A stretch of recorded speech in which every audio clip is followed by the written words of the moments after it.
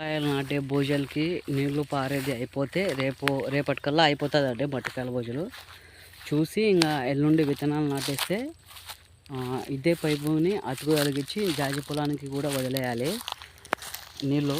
ఎందుకంటే నేను ఏమనుకున్నానంటే ఇది పారిన తర్వాత జాజి పూలు పారిన తర్వాత దీనికి వదులుదాంలే అనుకున్నాను.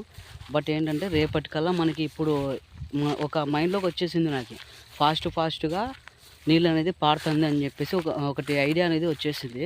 సో రేపు ఆఫ్టర్నూన్ కల్లా ఇది మన ఈ పొలం అయిపోతుంది. సో నెక్స్ట్ డే రేపులా ఎల్లుండి అంటే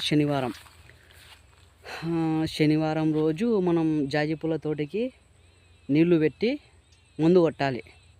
అది ఇప్పుడు ఆడికి ఇంకా ఫినిష్ అయిపోతుంది అన్నమాట మనకి వర్క్.